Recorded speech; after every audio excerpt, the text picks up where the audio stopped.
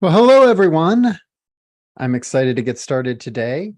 Today, we are talking about marketing and the death of the third-party cookie, surviving and thriving in a post-privacy world. A little bit of housekeeping to get out of the way.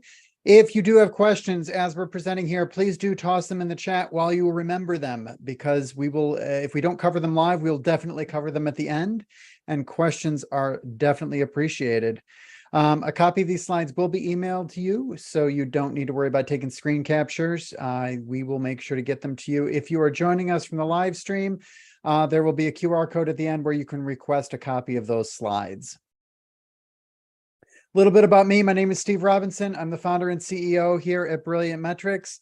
In addition to leading the team here, I'm also a public speaker. I teach with UWM School of Continuing Ed.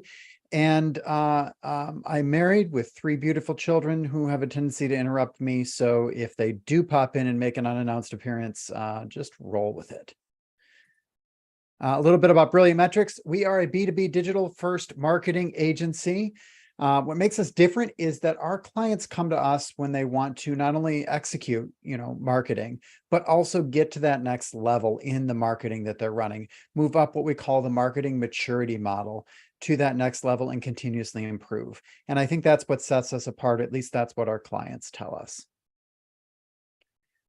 Today's agenda, we're going to talk a little bit about how cookies work. We're actually going to get a little geeky about how cookies work. So you're going to come out of here knowing a lot more about cookies than you did coming in. But more specifically, we're going to talk about the implications of how cookies no longer work and what that means for paid media and our ability to target that paid media, and what it means for measuring the efficacy of our marketing overall.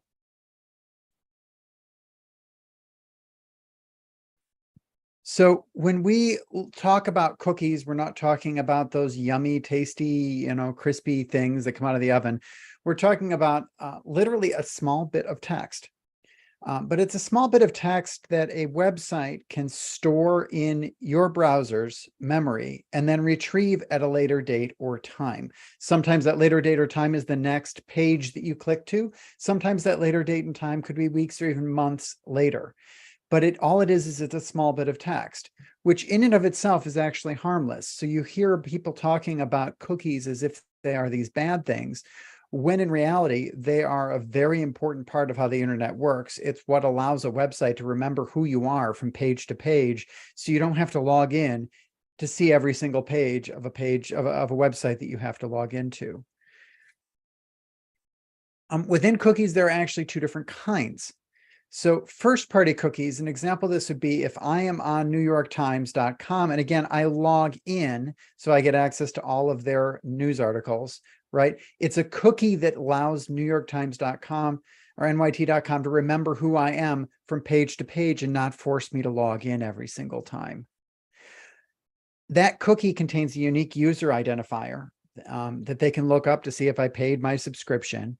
And that user identifier can only be read by NewYorkTimes.com servers. No other server on the internet can go and find out what my user ID is on NYT.com. Only NYT can read that cookie. And that's true of all cookies. Cookies can only be read by the entity setting the cookie.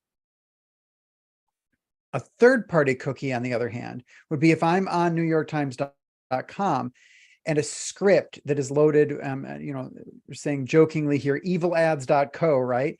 Runs a script that New York Times embedded on their website. So New York Times sees evil.ads.co as a partner. So they run this script on the New York Times website, which then that script runs in my browser as I'm browsing the news articles. That script will set a cookie that only evil.ads.co can read. But that cookie includes a unique identifier, and it allows the evil.ads.co script to phone home back to evil.ads.co and say exactly what I have been reading on NewYorkTimes.com. Only evil.ads.co servers can read this cookie, but because the script that's reading and writing the cookie is running on NewYorkTimes.com, now evil.ads.co knows what I'm reading and what I'm doing on NewYorkTimes.com. Every single article I'm reading there. And anywhere else evil-ads.co has a partnership, they can see what I'm doing on those websites too.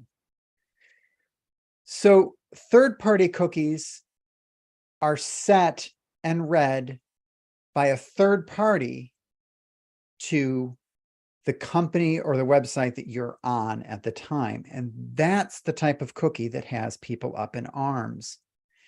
And it's not so much that it's just a cookie, but what has people as angry as this guy is the fact that these unique identifiers are set on our browsers.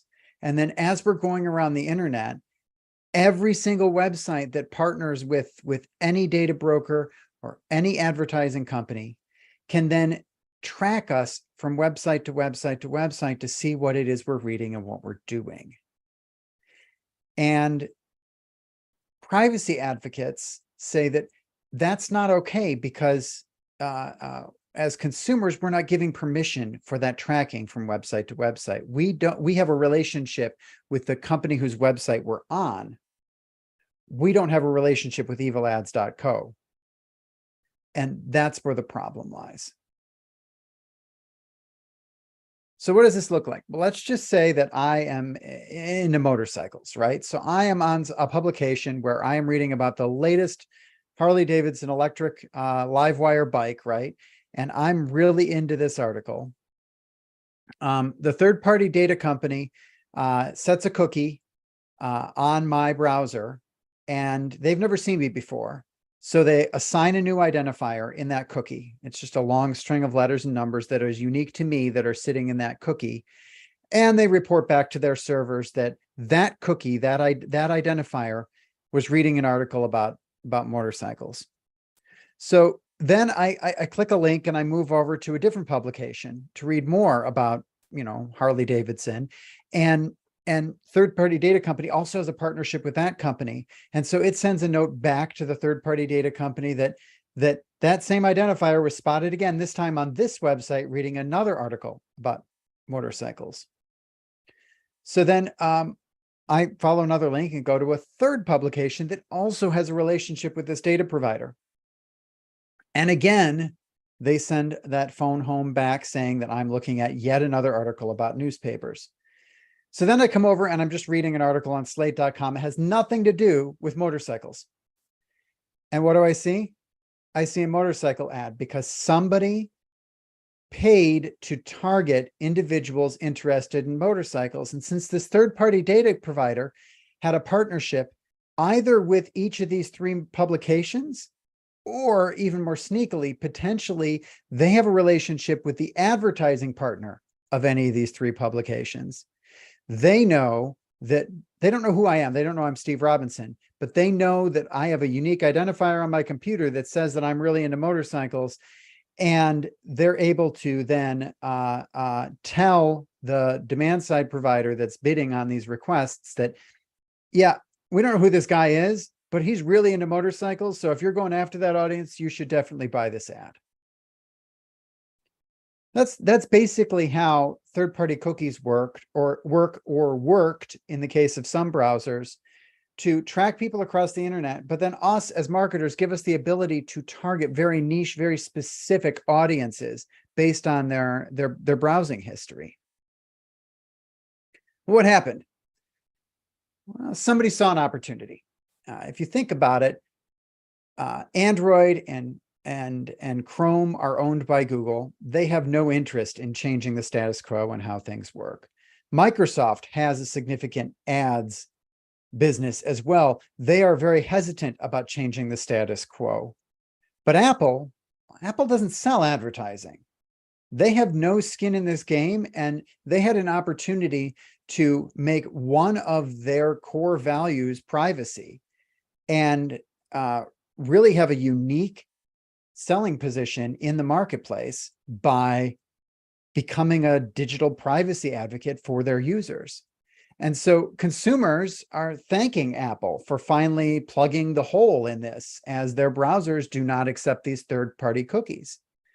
We as marketers, we're kind of cursing Apple because it started a whole big mess in both the measurement and the attribution side of things, as well as in our ability to target paid media. So how did this go down? Well, you can think about it as sort of a back and forth between Apple and the industry. Apple says you no longer have third-party cookies. The industry's like, okay, that kind of sucks, but we're pretty smart. We'll just figure out how to use first-party cookies to act like third-party cookies. Because if we store enough first-party cookies, if we partner with New York Times to store the cookie, then we don't need to store the cookie. They can store the cookie and we can just sync up the data later. And Apple's like, okay, then your first-party cookies only last 7 days. Industry's like, okay, well, 7 days is enough to still retarget, and we can always refresh that cookie. So this is okay. This is okay. And Apple's like, make that 1 day. And now we're into some issues here. The industry cannot effectively use these cookies to target media on Safari anymore because they don't last long enough in the case of first-party cookies, and they can't be set or read at all in the case of third-party cookies. But the key takeaway here is that it doesn't really matter if it's first or third party. When we talk about third-party cookies and the death of the cookie, we're talking about any tracking cookies overall. So how is this a threat? Safari is only 31% of browsers. And so in early 2020, they started really locking this down. But it wasn't just Safari. Mozilla and then Microsoft jumped over to not the dark side, I guess the light side or the dark side, depending on which side of this battle you're on, and started blocking cookies as well in late 2020. And so now, as early as 3 years ago, we weren't able to target effectively individuals, or at least individuals' browsers using cookies, or at least cookies alone, on half of those users. Chrome and Google have been dragging their feet. They've announced the end of third-party cookies in Chrome 2 or 3 times now, but they swear they're going to stick to it, and that mid-2024, Q3 2024, they are for certain pulling the plug on third-party cookies. The reason why they've dragged their feet is they have a number of initiatives collectively called the Privacy Sandbox that help replace these third-party cookies for advertising, and they wanted to make sure those were more fully baked to be able to really pull the plug and have something to fall back on and not kill half their ads business. Those measures are in place. The Privacy Sandbox APIs are rolling out, matter of fact, like this month into some select Android devices. They're rolling into Chrome. The user interface to be able to manage your ads preferences will be there in January, they say, or February, they say.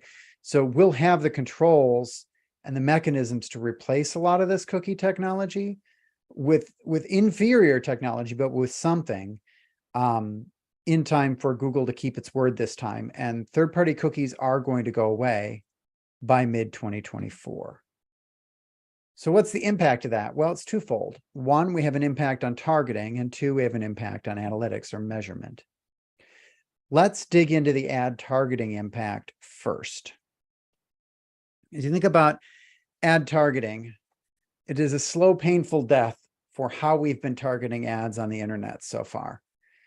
Third-party targeting, it really is dead. It is not the night here with its limbs cut off. It really truly is dead.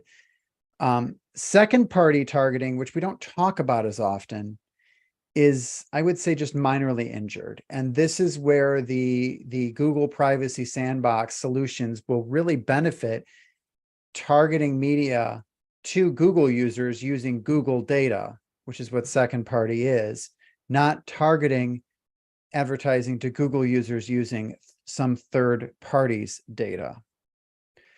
So when we talk about third-party targeting, we're usually talking about companies like Exalate or Oracle, used to be called Blue Kai, or Lotame.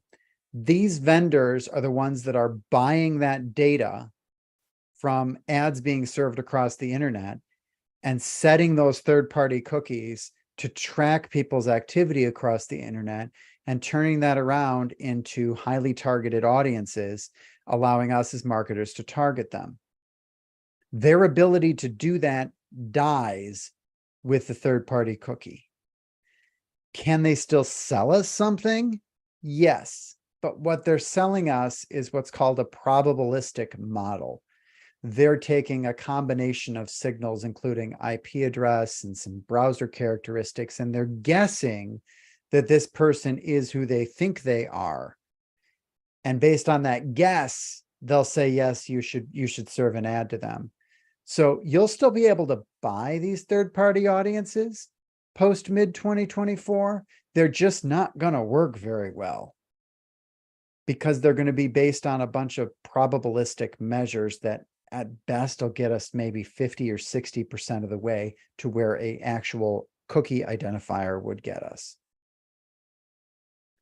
However, second-party targeting will live on. And the reason being is because Google is using Google technology to target Google users based on information Google knows. Facebook is using Facebook technology to target Facebook users based on data Facebook knows. Amazon is the same thing. If you're e-commerce, Amazon is targeting Amazon users using information that Amazon knows. And they're generally doing it on properties they either own. In the case of Facebook, you see Facebook ads on Facebook, or they're doing it in contexts that they own, because Google owns all of the ad serving technology, both on the advertiser end as well as on the publisher end. So they have a complete control of that ecosystem and can share data freely between it. This is a lot of where their antitrust stuff is coming from, by the way, in Europe. So if you think about it, Google knows everything you've ever searched for on Google. It knows every YouTube video you've watched. It knows every email you've sent if you're a Gmail user, right? It knows a lot about you. Facebook knows not only everything you've searched for and everything you've tapped on, but they even keep track of the things that you hover on as you're scrolling. Where do you stop in your scroll and pause to go and read or watch something? Amazon knows every product you bought, searched for, looked at, put in your cart and didn't buy, etc. They know a whole lot about your preferences for purchases. All of this is second-party data, meaning we don't have to pay a third party as a marketer. We're going to pay the same company we're going to pay for the ads for the data, and they already have the data in hand. We don't have to worry about sharing it among multiple parties. This is called a walled garden, and there are a couple of considerations to keep in mind as we move forward into 2024 with walled gardens. Expect reach to continue to drop, especially if you're leveraging things like audience expansion inside of LinkedIn or Facebook. Their ability to go and target people off of Facebook or off of LinkedIn is gonna really drastically get cut off at the knees. They're also not going to be able to capture as much signal on your interests and your activities. It used to be that Facebook would have a pretty easy job of following people around the internet outside of Facebook, in addition to people engaging on Facebook, because they had Facebook pixels installed on a wide swath of the internet reporting back. The problem is those Facebook pixels rely on cookies, whether they're first party or third party is sort of irrelevant. They rely on cookies that are not as reliable in 2024. So expect reach to continue to drop, expect precision to continue to drop as well. That's where you're going to see some of the categories are going to get broader. Especially if you go third-party audience, you can get some really, really niche targeting. In 2023, we saw Facebook's categories for their targeting get broader as they weren't able to get the same level of intelligence, and as they wanted to respect their users' privacy a little bit more so they could avoid regulation. You saw their categories get broader. Google's categories have gotten a little bit broader. We're going to continue to see this broadening of categories. The antidote to that is to make sure that you're using algorithmic optimization. So your target is broad, and then they can't give you all the data they have to allow you to target, but they still have all of that data as they go to refine within that targeting who they're optimizing for. So Facebook won't give me a category for some particular niche interest, but they're probably tracking it. When we go and target Facebook ads, if we tell it to optimize for a conversion and it sees that everybody who has that niche attribute that they're not going to expose for us to target, if it sees that everybody has that niche attribute is converting, it'll go after more people with that niche attribute. So categories are going to be broad. The antidote is to make sure we're using algorithmic targeting. When it comes to display, whether you're targeting on DV360 or whether you're targeting on Google Ads, Google is going to have a near monopoly when it comes to precision targeting data. And this kind of sucks, especially because for us as B2B, their B2B targeting isn't nearly as good as a lot of the third parties. But everybody who's operating with third-party cookies and third-party targeting is really going to be capped off at the knees in 2024, and Google will be basically the only show in town. Alternatives, one of the key alternatives we've been guiding a lot of our clients to build a marketing program or an advertising program around and get it optimized pre-2024 is contextual. So contextual will work on Safari and Edge and Mozilla because it doesn't rely on any information about the person looking at that page. All it relies on is information about the contents of that page. So up on the screen right now, you'll see that there is an article here about e-commerce. And guess who's advertising on that article? Well, it's Shopify, because Shopify recognized this content is about e-commerce. And so it was really easy for them to target that content. Contextual targeting is really powerful, but it is also still a little bit limited today. If you want to target niche terms and using contextual targeting, you're going to have a hard time spending money to do so. The providers just don't do a good job of unique keyword-based targeting. Where they really shine is when you need to target a broader category of pages, and they've already cataloged all the pages on the internet on that category. Then you can do a good job of targeting. So it's going to be a little hit or miss on being able to reach audiences using contextual, but it's definitely a way to go to get away from some of that third-party targeting that maybe you're relying on today. So interest-based targeting in today, use second-party data, not third-party. If you're relying on third-party audiences, make sure that you've identified if there are second-party audiences you can use instead. You're going to want to make sure that you use algorithms to find the right people within a broader audience, because the targeting categories are only going to get broader moving forward and less accurate. The more you can tell the algorithms how to optimize inside of that target, the better you're going to perform. And then finally, consider incorporating more contextual to get after some of these interests that you're going after today using third-party or even second-party data.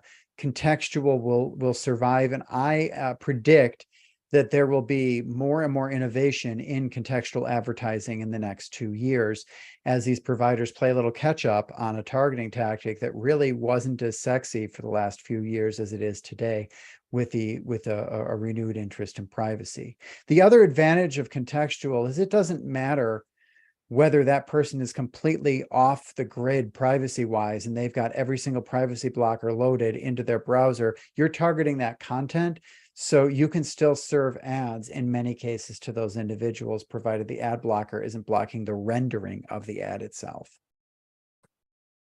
Okay, so third party's dead, second party is minorly injured. That's where you see that broadening of categories. Let's talk about retargeting. Retargeting is hurt pretty badly. When we retarget users, we put a tracking cookie or a pixel on our website. That tracking code will usually set a first-party cookie these days, as well as phone home about the content that person is visiting and any additional activities or detail that you put into your website to send via that pixel back to that ad provider.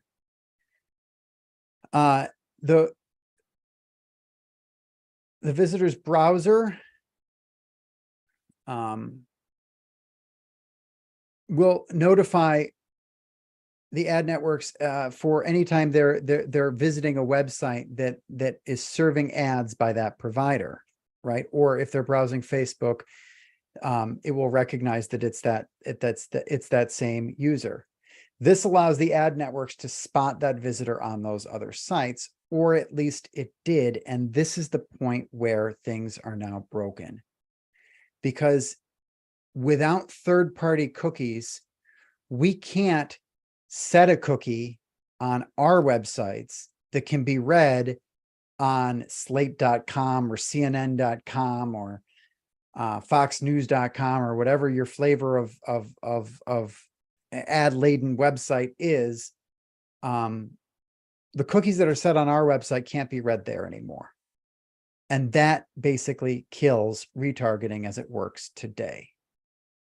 Can you still use some of those probabilistic markers? Yes. And a lot of providers are moving towards that, relying more on IP addresses and more on browser characteristics to try and guess at that individual on the other side. But it's not as accurate, and retargeting isn't as effective today as it was before 2020, and will be strikingly less effective in Q3 of 2024. There is a loophole, though. The first-party cookie loophole, and that is if I drive traffic to my website from Google Ads, Google will do what's called link decoration to decorate that link with user details. So then that person visits my website, the Google tracking code or pixel on my website will set a first-party cookie that it's allowed to set and can keep, recognizing that that individual is who Google thinks they are. And then because that they know, because it was in that URL. And now Google knows what content that user has seen on your website. So it can, when it's serving content elsewhere, target that individual. This is true of Facebook. This is true of LinkedIn. This is true of whatever ad provider you're working with. If you paid to target them in the first place, that means they can get a hold of that person. If they came to your website through that ad, then that means that that ad provider is able to tag that traffic to your website in a way that it can read, and then retarget that user in the future.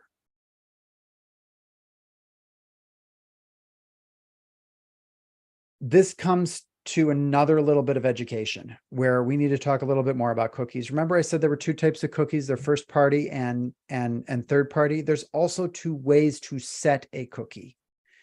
I can set a cookie client side. This means I'm using a script to set a cookie. So in my evil.ads.co example, evil.ads.co ran a script on NewYorkTimes.com to set a cookie. That is a client side cookie. I can also set a cookie server side. When I log into NewYorkTimes.com, it's New York Times that's sending me back the web page. When their server sends the web page, it can also send an instruction to set a cookie. You see this anytime you're logging into anything. Marketing automation platforms also use this mechanism to set cookies. Those are server-side cookies. This different way of setting cookies is an important distinction because all of the privacy mechanisms inside the browsers are attacking client-side cookies, regardless of whether they're first party or third party. But server-side cookies are relatively safe. This will come up here in advertising. This will also come up later in analytics. Remember I mentioned that your marketing automation platform is setting these cookies server-side. So is WooCommerce, Shopify, whatever your e-commerce is setting these cookies server-side. Those are unique identifiers that they're setting on every single website visitor's computer. Those unique identifiers will stick around long after anything that an ad network is able to set, because the client-side cookies disappear within 24 hours in Safari, Edge, and Firefox. They last longer on Chrome for now. We'll see how long that lasts. But the server-side cookies that are set by Marketo or Mautic or Pardot or HubSpot, or WooCommerce or Shopify or Squarespace or whatever it is you're using there, those cookies can last almost forever. So what you can do is you can send those cookies to your advertising partners in their pixel requests. So what this does is it extends the memory of things like the Facebook pixel. So let's say somebody clicks your Facebook ad and goes to your website. Facebook decorates that link, so it sends enough information so that when the Facebook pixel picks that person up on your website, it knows what their Facebook user ID is. At the same time, that Facebook pixel is also sending back that person's ID in your marketing automation platform. Now, Facebook can associate your identifier from your marketing automation platform with their identifier for their Facebook user. Person goes away, comes back 2 weeks later. At that point, the browser has forgotten anything it remembered about that visitor's Facebook ID, but it remembers their identifier in marketing automation because that's required in order for fundamental things in the internet to work. So Facebook pixel fires again. It's going to send a request back to Facebook, including your identifier from your marketing automation platform. And Facebook goes, oh, I know who that is because I stored that identifier when they were there 2 weeks ago, and now I can go and retrieve their Facebook ID. If you set this up, you can significantly improve your ability to retarget traffic on networks like Facebook that would normally be relying on a client-side cookie. Now you can make them reliant on your already existing server-side cookies. Most advertising partners give you the ability to do this. Google would be the one exception. You can do it in analytics, but doing it on their advertising, it gets to be a little bit trickier. Outside of retargeting, though, you have a couple of options. If you have a large database and you're able to segment that database by interest or other targeting mechanisms, you can use CRM segments to target people that are of interest. That CRM targeting needs to be of a sizable volume. So depending on your ad partner, like Facebook, you need at least 1,000 people in a group. Google, it's more like 2,000. And even then they've got further restrictions unless you're working with an agency.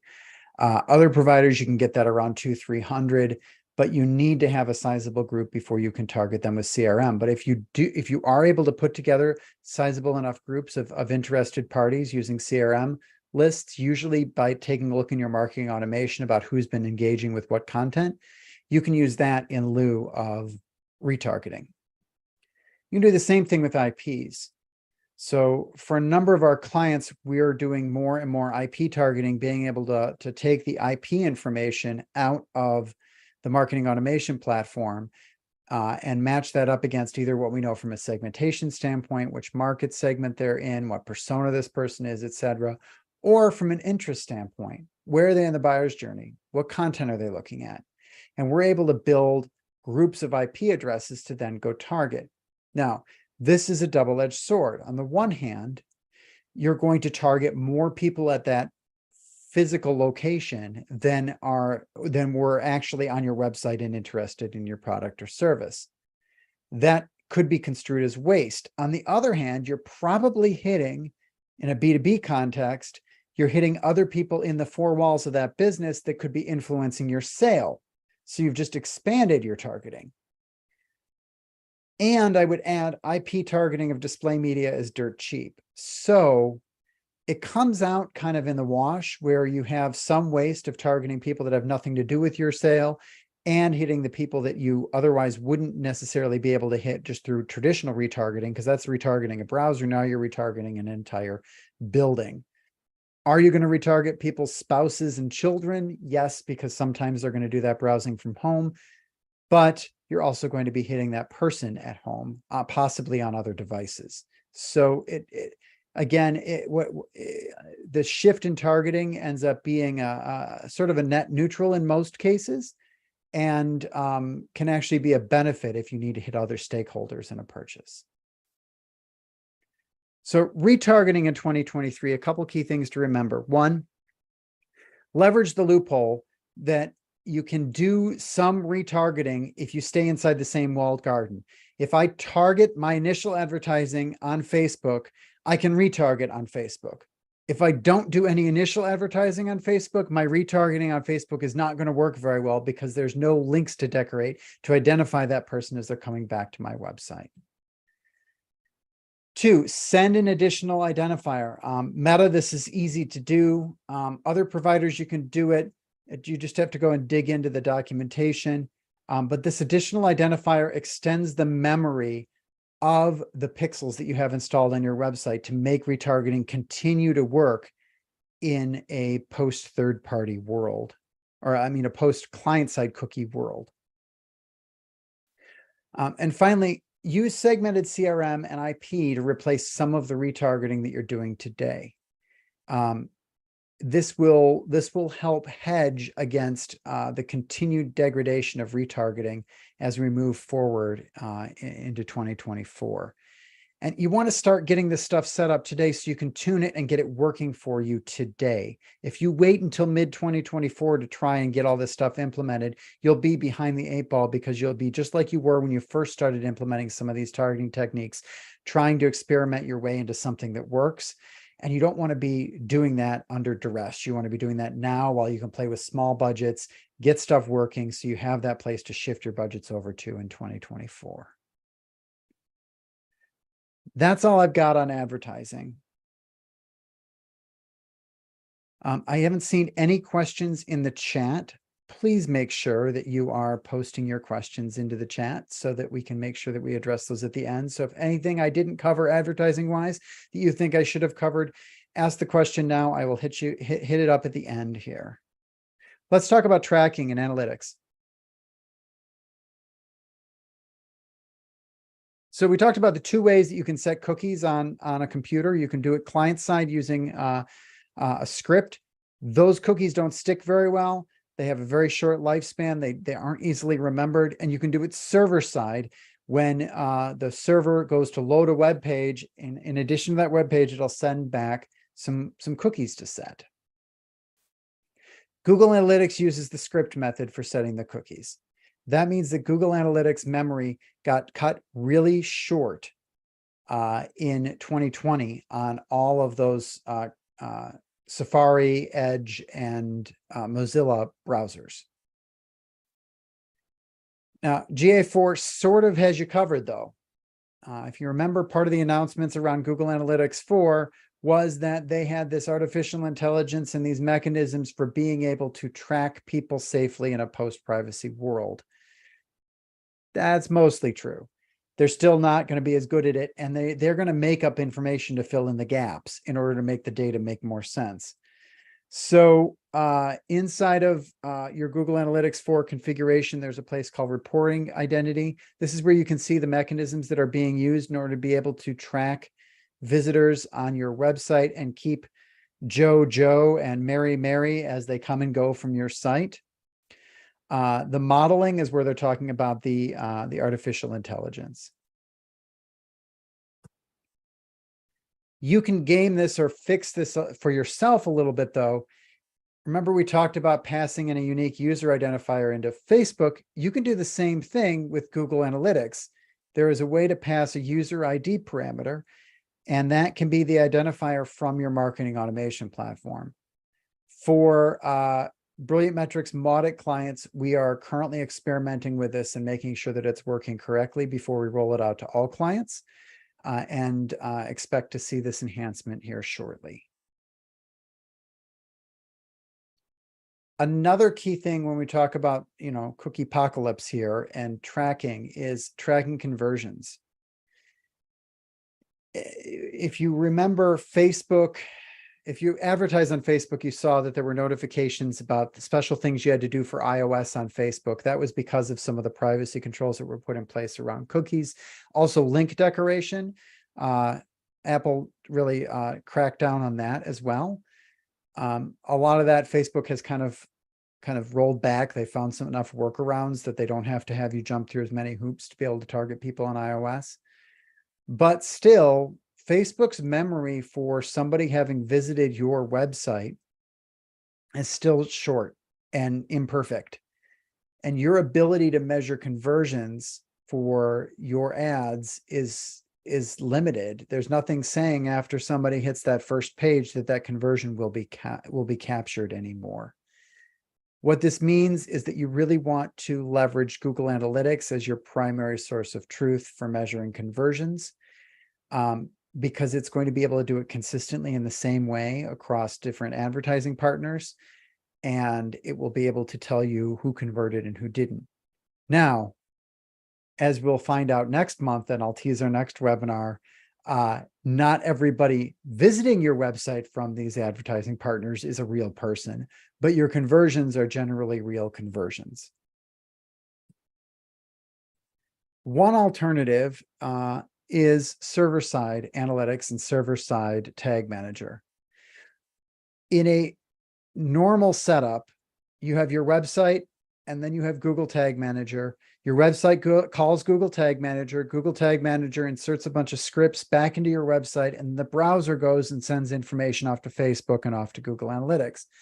That's all well and good, except for a lot of privacy tools will block Google Tag Manager. They'll block Google Analytics, and they'll block Facebook. So now none of that analytics information is getting to any of those three places. The alternative is to put your Google Tag Manager on your own server, at least on your own domain. And then that means that the privacy blockers don't know it's really Google Tag Manager. And at least as of today, they aren't doing an effective job of blocking it. So that means Google Tag Manager works for you. And then instead of having Google Tag Manager tell the browser to reach out to Facebook, Google Tag Manager reaches out to Facebook. And Google Tag Manager reaches out to Google Analytics.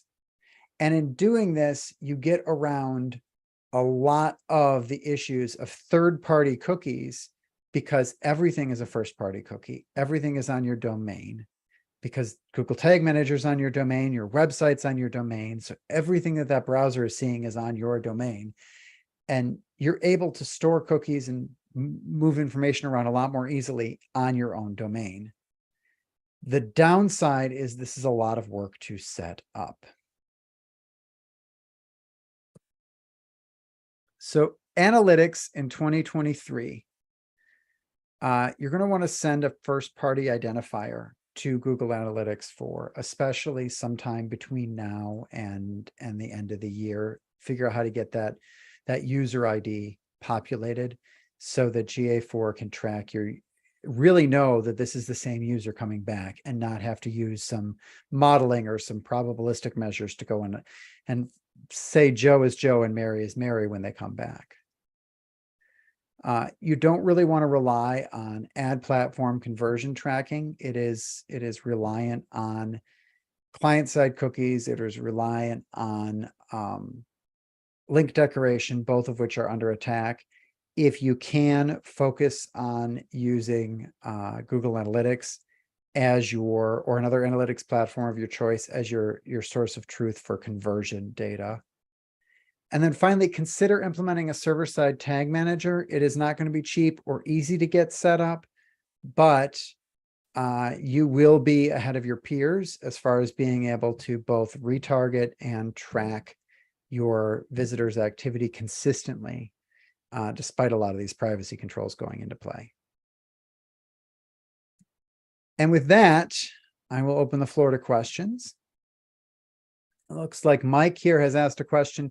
If we don't have enough IP addresses, would something like geofencing be a suitable substitute for retargeting? I had mentioned using IPs instead of retargeting pixels. Yes and no. Geofencing would require knowing the physical address of the person visiting your website. Now, is it another tool in our toolbox in a post-cookie world? Absolutely, because CRM targeting doesn't work as well without cookies either. So we are rolling out geofencing across most of our clients right now, again, hedging against CRM targeting not working as well in a post-cookie world. And a lot of our clients rely heavily on CRM targeting. So geofencing is a great substitute there. You just substitute, instead of an email address, a physical address. And you get all of the trade-offs that you get with IP. So you're going to hit the person that you're targeting plus everybody else in that building, which can be a really good thing. And it is also some waste. So you've got to take those two things and assume that they either come out in the wash, or know based on your strategy and your audience whether or not that tactic works for you. Great question. Any other questions?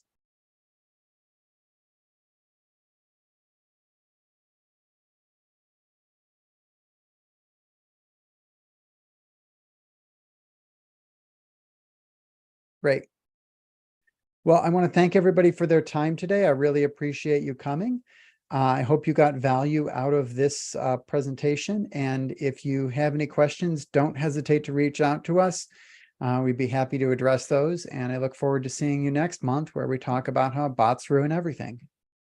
Have a wonderful day.